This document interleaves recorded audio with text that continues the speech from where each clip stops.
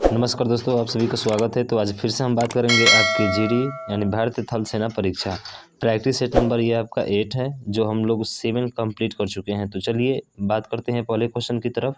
और ये पहला क्वेश्चन है आपका कि अंतर्राष्ट्रीय अहिंसा दिवस किस तारीख को मनाया जाता है।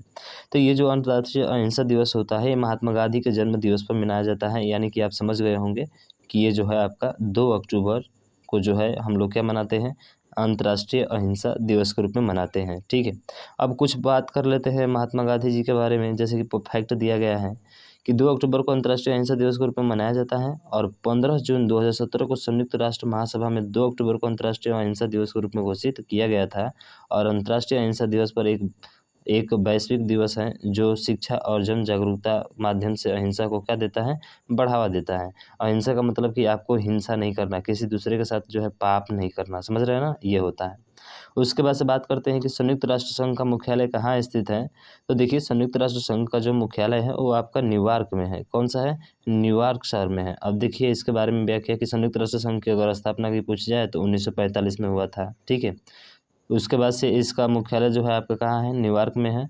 और वर्तमान में इस समय में जो है 193 सदस्य हैं। और संयुक्त राष्ट्र संघ के 6 मुख्य अंग होते हैं, जिसमें आपके हैं परिषद, आर्थिक और सामाजिक परिषद, ट्रस्टीशिप परिषद, अंतर्राष्ट्रीय न्यायालय महासभा और संयुक्त राष्ट्र सचिवालय हैं। संयुक्त राष्ट्र संघ के 5 अस्थायी सदस्य चीन, फ्रांस, ठीक है, उसके बाद से रूस, यूनाइटेड किंगडम और संयुक्त राज्य अमेरिका तथा 10 गैर अस्थायी सदस्य महासभा द्वारा हर 2 वर्ष के लिए चुने जाते हैं। तो कितने वर्ष के लिए चुने जाते हैं, 2 वर्ष के लिए। ये आपको फैक्ट पता होना चाहिए। और कौन कौन से सदस्य नहीं हैं, अगर ये आपसे पूछ ले अस्थायी वाले में, तो ध्यान रखना आपको ये याद होना चाहिए, चीन, फ्रांस, रूस, यूनाइटेड किंगडम और संयुक्त राज्य अमेरिका। ठीक है, तो आप इस चीज़ को ध्यान रखेंगे। अगला क्वेश्चन है आपके सामने, अगला है कि फतेहपुर सीकरी का निर्माण किस शासक द्वारा कराया गया था। तो देखिए, जो फतेहपुर सीकरी जो है ना, वो आपके अकबर द्वारा कराया गया था। किसके द्वारा, अकबर द्वारा। अब देख सकते हैं अकबर के बारे में जो है कि फतेहपुर सीकरी अकबर के शासनकाल यानी 1571 से कितना, 1585, कभी कभी ये भी पूछ लिया जाता है आपसे, तथा मुगल साम्राज्य की राजधानी रही है। और अकबर ने अपने शासनकाल में मुगल साम्राज्य के अनेक उपलब्धियों से चरमोत्कर्ष पर पहुंचा था। ठीक, उसके बाद से अगला क्वेश्चन है, ज़्यादा कोई फैक्ट उसमें नहीं है। पानीपत का तीसरा युद्ध जो है किस वर्ष में हुआ था। तो देखिए, पानीपत का जो तीसरा युद्ध हुआ था वो आपका हुआ था कब, तो आपका हुआ था 1761 ईस्वी में। यानी कि ऑप्शन नंबर सी आपका क्या होगा, राइट आंसर हो जाएगा। अब किसके बीच हुआ था ये भी जान लेते हैं हम लोग। तो ये जो युद्ध है, पानीपत की तीसरी लड़ाई जो है, भारतीय इतिहास की जो है बेहद महत्वपूर्ण क्रांतिकारी बदलाव वाली साबित हुई। और यह लड़ाई 14 जनवरी 1761 को मराठा सेनापति और सदाशिवराव भाऊ और अफगान सेनानायक अहमद शाह अब्दाली के बीच हुआ था। किसके बीच, अहमद शाह अब्दाली और मराठा के बीच हुआ था। जिसमें जो है पानीपत का तृतीय युद्ध इस परिपक्ष में महत्व है कि इनसे जो है यह नहीं बताया कि कौन शासन करेगा, बल्कि इसने यह बताया कि कौन शासक नहीं करेगा। ठीक है, कौन शासन नहीं करेगा। ठीक है, अगला क्वेश्चन है 5वां आपके सामने। इसमें क्या बोल रहा है कि निम्नलिखित में से किसे लेडी विद द लैम्प, क्या बोल रहा है, लेडी विद द लैम्प के नाम से जाना जाता है। किसे लेडी विद द लैम्प के नाम से जाना जाता है, बताइए, क्या आपको पता है। देखिए, जो इसका ऑप्शन नंबर है वो है आपका फ्लोरेंस नाइटिंगेल। ठीक है, फ्लोरेंस नाइटिंगेल को किस नाम से जानते हैं, लेडी विद द लैम्प के नाम से हम लोग जानते हैं। अब देख सकते हैं इनके बारे में कुछ फैक्ट दिए गए हैं आपके। जैसे फ्लोरेंस नाइटिंगेल को the lady with the lamp के नाम से जाना जाता है। और इन्होंने जो है 1853 में और 1856 के बीच क्रिमियन युद्ध के दौरान महत्वपूर्ण भूमिका निभाई थी। और ये रात में अपने साथ एक लैंप लिए घायल सैनिकों का क्या कर रही थी, इलाज कर रही थी। इसलिए हम लोग लेडी लैंप के नाम से जो है इनको हम लोग जानते हैं। किसे, फ्लोरेंस नाइटिंगेल को। तो याद रखेंगे इस चीज़ को। ठीक है, उसके बाद अगला क्वेश्चन है आपके सामने कि भारतीय मुद्रा नोट किस स्थान पर छापे जाते हैं। भारतीय मुद्रा नोट जो है आपके किस स्थान पर छापे जाते हैं, तो वो है आपका कौन सा, नासिका। कौन है, नासिक। ठीक है, नासिका नहीं, सॉरी, नासिक है। ठीक है, तो ध्यान रखेंगे। यानी कि नासिक रोड एवं देवदास में जो है स्थित शासकीय प्रिंटिंग प्रेस, यह सिक्योरिटी प्रिंटिंग प्रेस हैं, जहां करेंसी नोट की क्या होती है, छपाई होती है। और सिक्योरिटी प्रिंटिंग एवं मिंटिंग कॉरपोरेशन ऑफ इंडिया के अधीन यह प्रेस करता होती हैं। और इसके अलावा अन्य कई शहरों में जैसे सिक्कों की क्या होती है, ढलाई की जाती है। उसके बाद से अगला क्वेश्चन है कि भारत के महान्यायवादी की नियुक्ति कौन करता है। तो देखिए जो भारत के महान्यायवादी की नियुक्ति करता है वो आपका कौन सा होता है, राष्ट्रपति होता है, यानी कि ऑप्शन नंबर डी क्या होगा आपका राइट आंसर हो जाएगा। अब राष्ट्रपति आप जानते हैं अनुच्छेद 76 के तहत जो है एक महान्यायवादी होता है और के पद पर ऐसे व्यक्ति की नियुक्ति जो है किसके द्वारा की जाती है, राष्ट्रपति के द्वारा की जाती है, जो उच्चतम न्यायालय के न्यायाधीशों को बनने की क्या रखता हो, योग्यता रखता हो। और महान्यायवादी देश का सर्वोच्च कानून अधिकारी होता है, वह सभी मामलों में सरकार की कानूनी सहायता के लिए क्या होता है, तैयार होता है। संविधान के द्वारा जो है महान्यायवादी को निश्चित पदावधि प्रदान नहीं की गई है, इसलिए वह राष्ट्रपति के प्रसाद पर्यंत कार्यरत रहता है। वर्तमान में भारत के महान्यायवादी के वेणुगोपाल हैं। ठीक, तो ये ध्यान रखेंगे। अगला क्वेश्चन है कि निम्नलिखित से कौन सी नदी अमरकंटक से निकलती है। तो देखिए आप देख ही लिए थे ऑप्शन नंबर बी यानी कि नर्मदा नदी। ठीक है, नर्मदा नदी जो है आपके अमरकंटक से निकलती है, बाकी आप उसके देख सकते हैं व्याख्या। अगला क्वेश्चन है आपके सामने कि भारतीय संसद के ऊपरी सदन के नाम से जाना जाता है। देखिए भारतीय संसद का जो ऊपरी सदन होता है ना, उस सदन को हम लोग क्या बोलते हैं, राज्यसभा बोलते हैं, यानी कि ये आपका राज्यसभा होगा। ठीक है, और राज्यसभा जानते हैं कि एक अस्थायी सदन होता है। ठीक है, तो ध्यान रखेंगे इस चीज़ को। ऐसे तो संसद आपके तीन है, लोकसभा, राज्यसभा और राष्ट्रपति। संसद के तीन अंग होते हैं और भारतीय संसद को लोकसभा के संसद का जो है निम्न सदन कहा जाता है और राज्यसभा को उच्च सदन कहा जाता है और इसे अस्थायी सदन भी कहा जाता है। लोकसभा को भंग किया जा सकता है लेकिन उच्च सदन को जो है राज्यसभा को भंग कभी नहीं किया जा सकता है। उसके बाद से राज्यसभा का उल्लेख जो है संविधान के अनुच्छेद 80 में किया गया है और राज्यसभा के सदस्यों की अधिकतम संख्या जो है 250 है। फैक्ट पूछ लिया जाता है। ठीक है, और इसमें 12 सदस्य राष्ट्रपति द्वारा क्या होते हैं, मनोनीत किए जाते हैं। ठीक, अगले क्वेश्चन की तरफ चलते हैं और अगला क्वेश्चन है आपके सामने कि माय एक्सपेरिमेंट्स विद ट्रूथ के लेखक कौन हैं। महात्मा गांधी, तारा अली बेग, मौलाना अब्दुल कलाम। ठीक है, डॉक्टर APJ अब्दुल कलाम, जिसको missile man of the India के नाम से हम लोग जानते हैं, और एक है आपके गोविंद बल्लभ पंत। तो देखिए इसका जो राइट आंसर होगा वो आपका ऑप्शन नंबर ए होगा, यानी महात्मा गांधी को कहा जाता है। ठीक है, तो देख सकते हैं यहाँ पे माई एक्सपेरिमेंट विथ ट्रूथ के लेखक मोहनदास करमचंद गांधी हैं और इन्होंने जो है यह पुस्तक अपनी मातृभाषा गुजराती में लिखा और यह गांधी की आत्मकथा के रूप में प्रसिद्ध है। तो फैक्ट याद रखेंगे।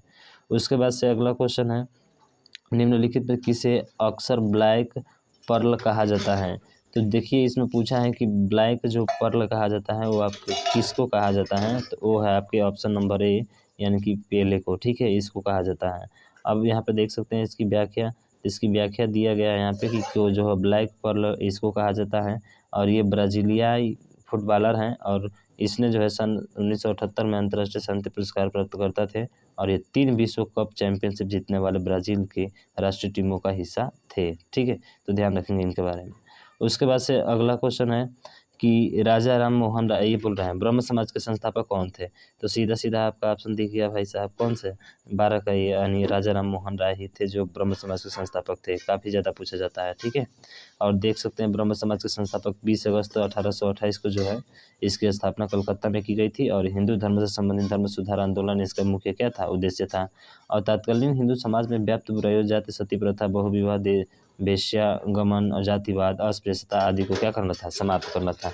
लेकिन भाई साहब कुछ तो समाप्त हो गया लेकिन ये जातिवाद कभी समाप्त नहीं होगा। ठीक है, ये समाप्त नहीं होगा। पता ना क्या इस पे जो है लोग अपनी अपनी जो है बातें रखते रहते हैं हमेशा। निम्नलिखित में से किसे दुनिया की छत के रूप में कहा जाता है। तो आप सभी को पता है क्या है, पामीर का पठार है, माउंट एवरेस्ट है, शिवालिक माउंटेन रेंज है या आल्प्स पर्वत है। ठीक है, इसमें कौन सा आपका जो है राइट आंसर हो जाएगा।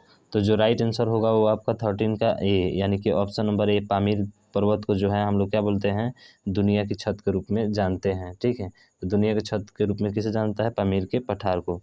अब उसके बाद से देख सकते हैं पामीर के पठार यानी कि मध्य एशिया में स्थित पठार एवं पर्वतों की एक उच्च विस्तृत भूमि है जहाँ से विभिन्न दिशाओं में कई पर्वत श्रृंखलाएं निकली हुई है, जैसे हिमालय पर्वत हो गया, कुनलुन पर्वत हो गया, हिंदू कुश हो गया पर्वत, काराकोरम हो गया, तिएनशान हो गया। ठीक है, ये सब जो है। उसके बाद से अगला क्वेश्चन है आपके सामने, अगला है कि गेटवे ऑफ इंडिया में स्थित है। तो देखिए गेटवे ऑफ इंडिया में जो स्थित हैं वो कौन सा है आपका, तो वो जो है आपका है ऑप्शन नंबर सी यानी कि मुंबई। ये कई बार पूछ दिया है, पिछले बार भी हमने चर्चा किया था इस पर। ठीक है, अगला देखिए, अगला क्वेश्चन है कि भारत में लोकसभा के चुनाव कौन करवाता है। तो देखिए भारत में जो लोकसभा का चुनाव होता है वो कराता है आपका कौन सा, चुनाव आयोग कराता है। चुनाव आयोग कराएगा, क्लियर सिंपल सी बात है, ठीक है, सभी को पता है। और संविधान के अनुच्छेद 324 में निर्वाचन आयोग का उल्लेख है, तो ध्यान रखिएगा 324 में किसका उल्लेख है, निर्वाचन आयोग का उल्लेख है, ठीक। उसके बाद से अगले क्वेश्चन की तरफ चलते हैं और अगला क्वेश्चन है ये, इसमें पूछ रहा है निम्नलिखित में से कौन से गैर चुंबकीय पदार्थ है। तो गैर चुंबकीय पदार्थ इसमें कौन सा है, लोहा, निकेल, कोबाल्ट और आपका दिया गया है क्या, टीन दिया गया है, ठीक है। तो इसमें आपको बताना है कि कौन सा चुंबकीय पदार्थ है। तो देखिए चुंबकीय पदार्थ जो है वो है आपका टीन, ठीक है, चुंबकीय पदार्थ है। गैर चुंबकीय यहाँ पे क्या पूछ दिया, गैर, तो इसलिए जो होगा आपका टीन हो जाएगा, बाकी ये चुंबकीय पदार्थ होते हैं, ठीक। अगला क्वेश्चन है, बाकी देख लीजिएगा इसका व्याख्या। आवृत्ति की माप होती है, देखिए आवृत्ति की माप हर्ट्ज होती है, क्या होती है, हर्ट्ज होती है, ठीक है। तो ध्यान रखेंगे आवृत्ति का घटना एक निश्चित अंतराल के बराबर दोहराई जाती है और आवृत्ति की इकाई क्या होती है, हर्ट्ज होती है, जो उसके क्या होती है, ठीक, आवर्तकाल के अपोजिट होती है, ठीक। अगला क्वेश्चन है कि लोहे को जंग लगने की प्रक्रिया को क्या कहा जाता है, न्यूनीकरण कहा जाता है, ऑक्सीकरण कहा जाता है, संक्षारण कहा जाता है या अवशोषण कहा जाता है। तो लोहे पर जो जंग लगता है उसको हम लोग संक्षारण कहते हैं, यानी कि लोहा धीरे धीरे क्या होने लगता है, झरने लगता है, इसलिए इसको हम लोग संक्षारण के नाम से जानते हैं। अगला क्वेश्चन है कि मानव रक्त का लाल रंग जो है किसके कारण होता है। तो देखिए जो मानव रक्त का लाल रंग होता है वो आपके हीमोग्लोबिन के कारण होता है, ठीक है, किसके कारण, हीमोग्लोबिन के कारण। देख सकते हैं यहाँ पे जो है मनुष्य की 3 प्रकार की रक्त कोशिकाएं या रुधिराणु पाई जाती है, जिसमें लाल रक्त, श्वेत रक्त और रक्त प्लेट्स होते हैं, ठीक है। उसके बाद से इसमें कुछ पॉइंट दिए गए हैं कि रक्त कोशिका श्वसन अंगों में ऑक्सीजन लेकर पूरे शरीर में पहुंचाने का और कार्बन डाइऑक्साइड को शरीर में श्वसन अंगों तक ले जाने का कार्य करती है और इसकी कमी से रक्त अल्पता का रोग हो जाता है, तो इस चीज़ को आपको ध्यान रखना है। फिर अगला क्वेश्चन है आपके सामने क्या है कि वायुमंडल में बादल के कारण तैरते हैं क्या, यानी वायुमंडल में जो है बादल है किसके कारण तैरते हैं, कम तापमान, निम्न तापमान, कम दबाव और कम घनत्व। तो इसका जो होगा कम घनत्व के कारण, किसके कारण, कम घनत्व के कारण, यानी कि ऑप्शन नंबर डी आपका राइट आंसर हो जाएगा। बाकी व्याख्या देख सकते हैं। अगला क्वेश्चन है कि के माध्यम से मछली की सांस लेती है। अब जानते हैं मछली जो सांस लेती है अपने गिल से लेती है, यानी कि अपने गलफड़े से लेती है सांस, ठीक है, ऑप्शन नंबर बी होगा। बाकी अगला क्वेश्चन चलते हैं कि एक अश्व शक्ति बराबर होता है, देखिए ध्यान रखिएगा 746 वाट के बराबर होता है, ये बहुत ही महत्वपूर्ण है, थोड़ा सा याद रखेंगे, बार बार पूछा जाता है, ठीक। और शक्ति का मात्रक जूल जानते ही है आपका होता है। अगला क्वेश्चन है, इसमें पूछ रहा है कि एलपीजी एक हाइड्रोकार्बन जिसमें मुख्य रूप से शामिल होता है, कौन कौन सा शामिल होता है, इथेन और प्रोपेन, मीथेन और ब्यूटेन, मीथेन और ब्यूटेन, प्रोपेन और ब्यूटेन। तो देखिए लिक्विफाइड पेट्रोलियम गैस होता है, ठीक है, लिक्विफाइड पेट्रोलियम गैस होता है और इसमें पूछा गया है आपसे कि कौन कौन सी गैसें जो है आपकी पाई जाती हैं इसमें। तो देखिए इसमें जो गैसें पाई जाती हैं वो आपका प्रोपेन और ब्यूटेन है, यानी कि ऑप्शन नंबर डी आपका राइट आंसर हो जाएगा, देख सकते हैं यहाँ पे, ठीक है। हाँ, अगला क्वेश्चन है कि मानव शरीर में रक्त की मात्रा होती है, आपको पता है क्या, 14%, 1%, 7% या 90%, क्या आपको पता है इसमें कुछ भी। तो देखिए जो मानव रक्त का होता है वो 7% होता है, मानव शरीर में जो रक्त की मात्रा होती है वो कितने परसेंट होती है, 7% आपकी होती है, ठीक। उसके बाद से देख लीजिए यहाँ पे दिया गया है आपको जो है अच्छे से, यहाँ पे इसकी व्याख्या देख सकते हैं, ठीक है। और कहा जाए कि 7 से 8% होती है और मानव रक्त का पीएच मान भी ध्यान रखिएगा 7.4 होता है, ये मोस्ट इम्पोर्टेंट फैक्ट है आपका, ठीक है, पूछा जा सकता है आपसे। अगला क्वेश्चन है कि पाचन के बाद प्रोटीन में बदल जाता है, यानी कि शर्करा, सुक्रोज, वसा या फिर एमिनो एसिड। तो देखिए वो होता है आपका कौन सा, एमिनो एसिड, यानी कि ये जो है पाचन के बाद किसमें बदलता है, प्रोटीन में बदल जाता है। अगला क्वेश्चन है कि मानव शरीर में श्वसन प्रणाली का मुख्य अंग है। तो देखिए मानव शरीर में जो है श्वसन यानी कि जो सांस लेने की प्रक्रिया है उसका मुख्य अंग जो है वो कौन सा आपका है, ये हमसे पूछा हुआ है। तो वो है आपका फेफड़े, मानव में कौन सा है, फेफड़े, और मछलियों में गलफड़े, ठीक है, तो ध्यान रखेंगे। उसके बाद से यहाँ पे दिया गया है, आपको व्याख्या देख सकते हैं अच्छे से। अगला क्वेश्चन है कि जीवन की मूल इकाई क्या है, आप देख लिए हैं भाई, सेल है, कोशिका है, क्या है, कोशिका है, क्योंकि कोशिकाओं से ही मिलकर हमारे पूरे शरीर का क्या हुआ है, निर्माण हुआ है। और टाइफाइड के कारण होता है विषाणु, जीवाणु, प्रोटोजोआ या फिर जैसे है आपका प्रोटीन, ये जो है कि रोग किसके कारण होता है। तो ये जो रोग होता है वो आपके किसके कारण होता है, विषाणु के कारण होता है, यानी कि बैक्टीरिया के कारण टाइफाइड, ठीक है। तो टाइफाइड का कारण है बैक्टीरिया, ध्यान रखेंगे इसको, ठीक है। बाकी व्याख्या देख लीजिएगा। अगला क्वेश्चन है कि पागल कुत्ते के काटने से होने वाली बीमारी। देखिए ये तो बहुत बार पूछ दिया यार, रेबीज होता है। कौन सा होता है? रेबीज होता है, बहुत बार पूछा है, ध्यान रखेंगे इस चीज़ को। अगला है प्रकाश संश्लेषण होता है, तो आपको पता है कि पौधे के हरे हिस्से में होता है, समझ रहे हैं ना? हाँ, पौधे के हरे हिस्से में होता है, यानी ऑप्शन नंबर बी हो जाएगा।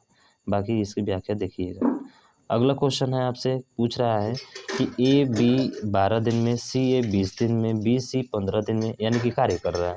तो 12, 20 और क्या है 15 है। तो देखिए ए प्लस बी, इसको ज़रा ध्यान से देखेंगे। ए प्लस बी 12 दिन में, बी प्लस सी जो है 15 दिन में, ठीक है।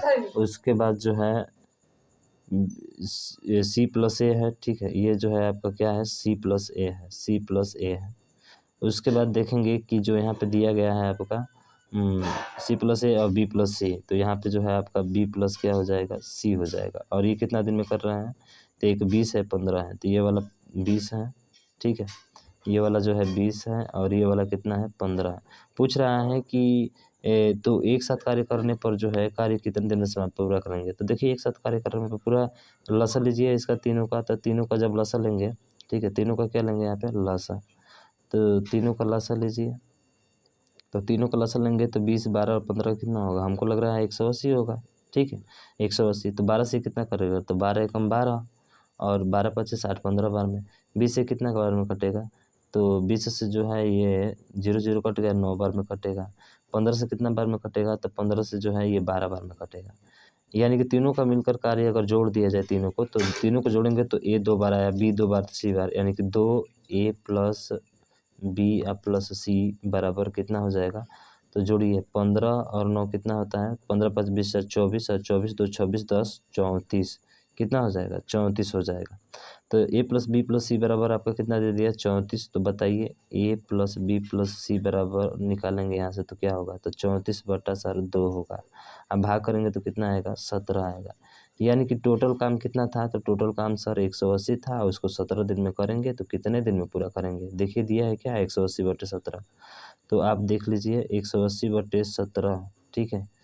थोड़ा सा जो है आपका कहीं मिस्टेक हुआ, कितना अगर जोड़ते हैं तो थोड़ा सा देखिएगा ध्यान से कि अगर जोड़ेंगे तो 15 और 5 20 या 24 हो जाएगा, 24 2 6 24 2 26, सॉरी यहाँ पे 36 होगा। कितना होगा भैया, 36 होगा। ध्यान रखिएगा थोड़ा सा मिस्टेक हो गया यहाँ पे जोड़ने में, 34 नहीं कितना होगा आपका 36 होगा। यानी कि यहाँ पे जो हो जाएगा 36 और 36 का आधा करेंगे तो 18, यानी कितने दिन में कर लेंगे 180 काम, तो सर 180 काम ये 18 के हिसाब से जो है 10 दिन में कर लेंगे। कितने दिन में, 10 दिन में। और 10 दिन किस में है आपका, ऑप्शन नंबर डी में है, तो डी आपका क्या होगा, राइट आंसर हो जाएगा, ठीक है।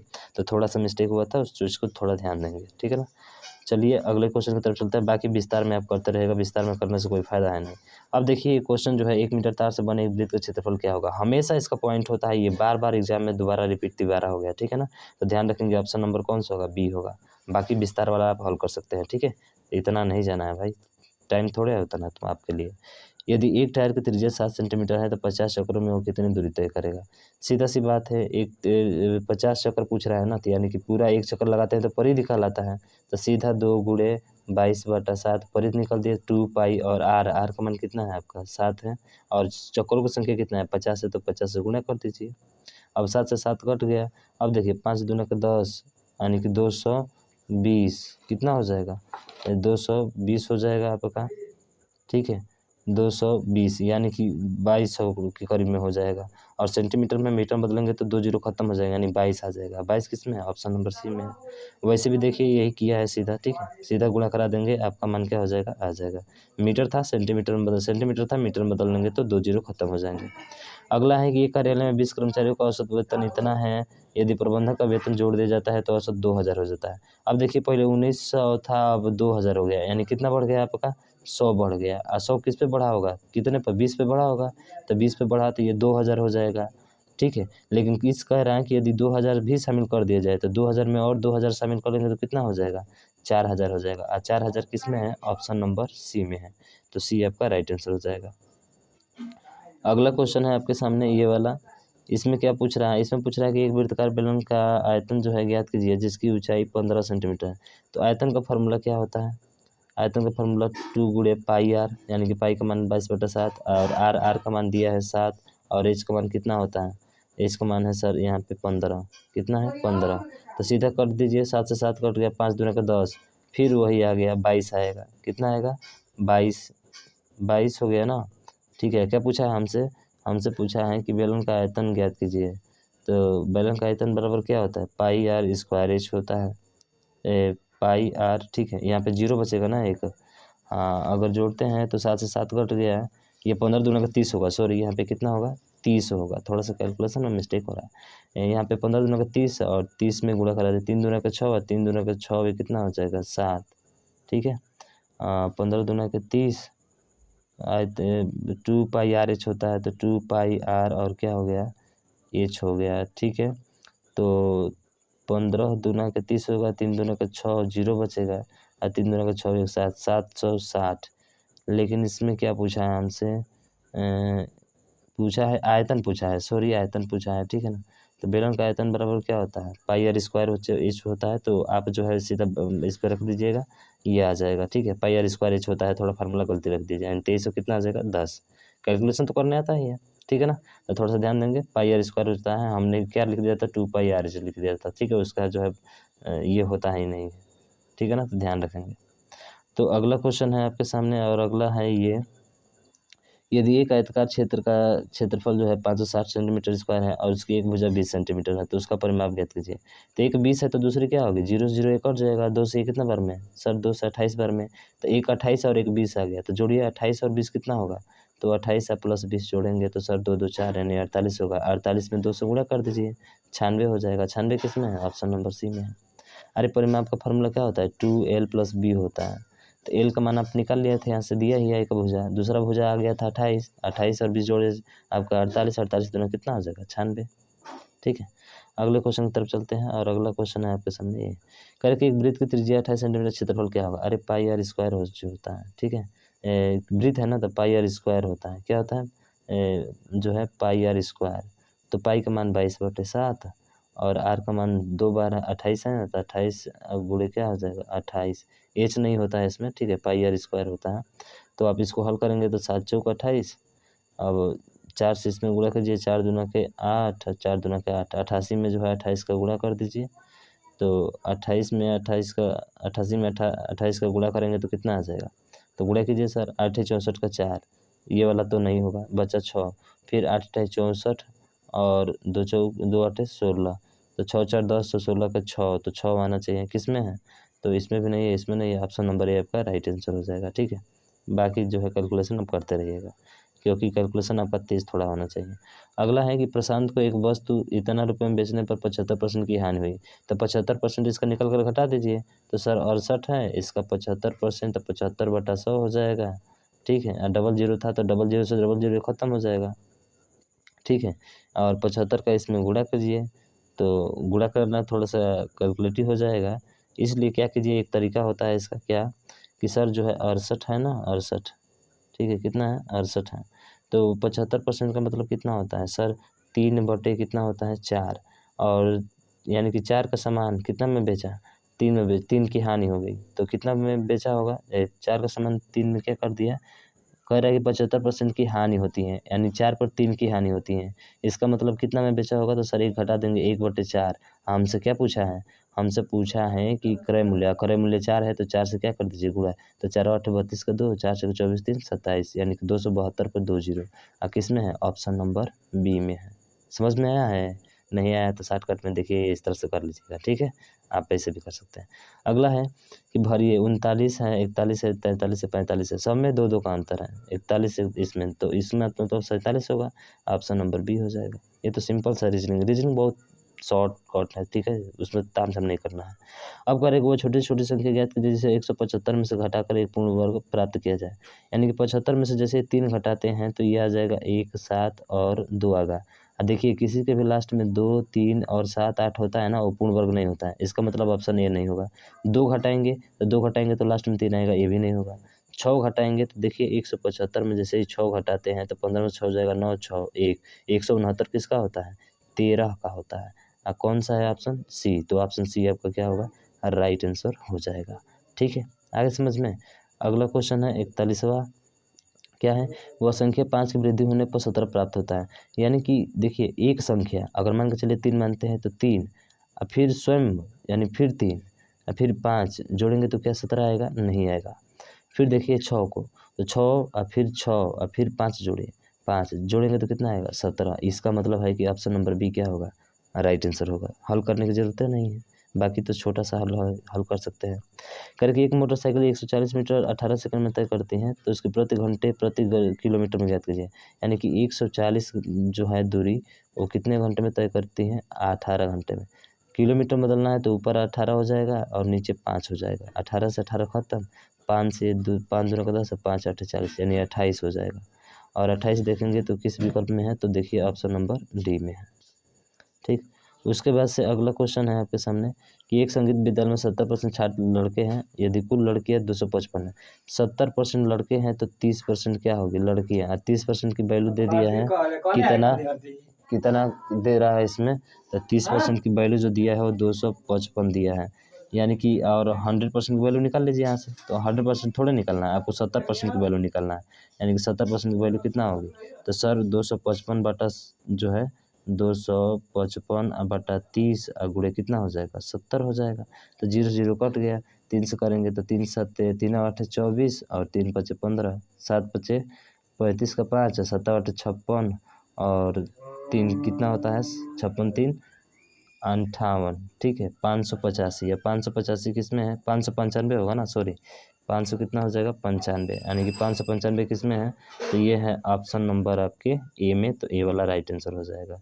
समझ गए ना? ठीक है, अगले क्वेश्चन की तरफ चलते हैं और अगला क्वेश्चन है आपके सामने कि यदि दो संख्याओं का गुणनफल इतना है और उनका मसा इतना है, सीधा भाग कर दीजिए ना। 15 तिया 45 और फिर 15 एकम 15, 31 आएगा। 31 ना इसमें है ना इसमें है ना इसमें है, यानी कि ऑप्शन नंबर सी हो जाएगा। 2 ही अंक तो भाग देना है, मिल रहा है आंसर तो खटाक दे मारिए। ठीक है, अगला क्वेश्चन है कि 99 विभाजित करने पर प्रत्येक स्थिति में समान शेष बचता है, यानी इतना इतना को बड़ी से बड़ी संख्या निकालना है। तो सीधा इसका अंतर लीजिए ना, 23 का अंतर आएगा। क्या 23 ऑप्शन में दिया है? बिल्कुल डी हो जाएगा, तामझाम नहीं करना उतना। ठीक है, हाँ अगला क्वेश्चन देखिए। अगला क्वेश्चन है इसमें ये बोल रहा है कि 3 संख्याओं का औसत 27 है, दूसरी पहली की 3 गुनी है। यानी कि दूसरी संख्या जो है ना, ये दूसरी पहली की कितने गुनी है? 3 गुनी है नहीं है? ये है नहीं है? ये वाला है नहीं है सर। तो ऑप्शन नंबर बी आपका राइट आंसर होगा। देखिए पहली संख्या 9 है और 9 का 3 गुना कितना होता है? 27। दूसरी हो गया कि नहीं? बिल्कुल यही सही होगा, देख सकते हैं। बाकी हल करने का तरीका बड़ा सा टाइम ज़्यादा लगेगा। ये है 1 का स्क्वायर, 3 का स्क्वायर, 5 का स्क्वायर, 7 का स्क्वायर, तो ये 9 का स्क्वायर होगा। 9 का स्क्वायर कितना होता है? 81। अगला है, हाँ ये देखिए बहुत ही बेहतरीन सवाल है आपके सामने। ये क्या पूछ रहा है कि देखिए इसका ट्रिक होता है NE S और W लिखेंगे, क्योंकि यही क्रम होता है दिशा का। नॉर्थ ईस्ट ऐसे करके चलेंगे तो आएगा आपका। ठीक है, अब चलाइए यहाँ पे। ये कह रहा है कि 1 किलोमीटर चलता है पूर्व में, तो यहाँ पे ईस्ट 1 किलोमीटर चल गया। दक्षिण की ओर मुड़ता है और 5 किलोमीटर चलता है, यानी 7 किलोमीटर मुड़ता है और ये 5 चलता है, तो ये 5 हो गया। ठीक है, फिर वह पूर्व की ओर मुड़ता है और 2 किलोमीटर चलता है, तो पूर्व की ओर का मतलब कि सर इसी में इधर ही चलता है 2 किलोमीटर हो गया। उसके बाद वो उत्तर की ओर मुड़ता है, 9 किलोमीटर चलता है। उत्तर नॉर्थ यानी कितना कितना किलोमीटर चल रहा है? 9 किलोमीटर, इसके सामने वाला। ठीक है, अपने शुरुआती बिंदु से कितनी दूरी है? अब देखिए ये देखिए 2 ये कितना हो गया? ये 3 हो गया और ये 5 हो गया। तो क्या करेंगे इसको सर? तो देखिए 2 3 5 हो गया ना, तो ये 5 है यहाँ पे। और देखिए साउथ और नॉर्थ ये दोनों एक दूसरे के क्या होते हैं? उल्टा होते हैं। तो इसमें से इसको घटाना है, तो यहाँ पे कितना होगा? 4। यानी कि ये सब कट जाएंगे, ये पूरा कट जाएगा, यहाँ पे बचेगा 4 और तो एक 4 बचा और एक 3 बचा। तो देखिए 3 बचा 4 बचा, तो पाइथागोरस प्रमेय क्या कहता है? 3 4 और क्या होता है? 5। यानी कि आपका जो होगा कौन सा होगा? 5 होगा। और यही हमसे पूछा है, तो बताइए कौन सा होता है? पाइथागोरस प्रमेय अगर पता है तो तुरंत आंसर निकाल सकते हैं। समझ रहे हैं ना? बाकी तो आपके साथ जो चाहते हैं वो आपके सामने ये फिगर बना कर तामझाम किया है। ठीक है, तो इतना तामझाम नहीं करना है। अगला देखिए, PALI को इतना कोड के रूप में किया जाता है, अर्थ को इतना के रूप में किया जाता है, तो पर्ल को कैसे कोडित किया जाएगा? तो देखिए सीधा सीधा इसका जो है इसका सॉल्यूशन है। P को 2 लिखा है, तो P को 2 लिखेगा तो 2 तो सब में है। जो उसके पास E है, तो E को देखिए यहाँ पे E के 4 लिखा है, तो 4 किस में है? ना इसमें है ना इसमें है ना इसमें है, सीधा ऑप्शन नंबर बी होगा। ठीक है, अगला क्वेश्चन है, ये भी बड़ा मस्त इंपॉर्टेंट क्वेश्चन है कि अरुण ने कहा यह लड़की मेरी माँ के ग्रैंडसन की पत्नी है। अरे ग्रैंडसन का मतलब नाती। जैसे कि मैं हूँ, अगर ये मैं हूँ, ठीक है, मैं अरुण हूँ, ठीक है। अगर मेरी मम्मी की नातिन है, इसका मतलब मेरा क्या होगा, मेरी मम्मी के जो है नातिन है, तो मेरी मम्मी के नातिन का मतलब मेरा पुत्र ही होगा। मेरा पुत्र होगा, मेरा क्या होगा, पुत्र होगा। मेरे पुत्र की पत्नी मेरी क्या लगेगी, तो वही पूछ रहा है मेरे पुत्र की मेरी पत्नी क्या लगेगी जी। अरे फादर इन लॉ लगेगी भाई, ऑप्शन नंबर सी। तो कुछ सोचना नहीं है, बहुत आसानी से आपने आंसर इसका दे दिया और 50 सेट आपने कंप्लीट कर लिया। तो ये प्रैक्टिस सेट 8 आपका क्या होता है, कंप्लीट होता है। फिर अगले सेशन में बात करेंगे प्रैक्टिस सेट नंबर 9 पे। वैसे हम लोग 30 हल करने वाले हैं, तो थोड़ा सा तो बनता है ना कि आप इस वीडियो को ज़्यादा से ज़्यादा शेयर कर दीजिएगा। और अभी तक चैनल को सब्सक्राइब नहीं किया है तो सब्सक्राइब कर बेल आइकन को ज़रूर दबा दीजिएगा, ताकि जो भी वीडियो अपलोड हो उसका नोटिफिकेशन आप तक तुरंत पहुंच जाए। तो आज के लिए बस इतना ही। जय हिंद, जय भारत।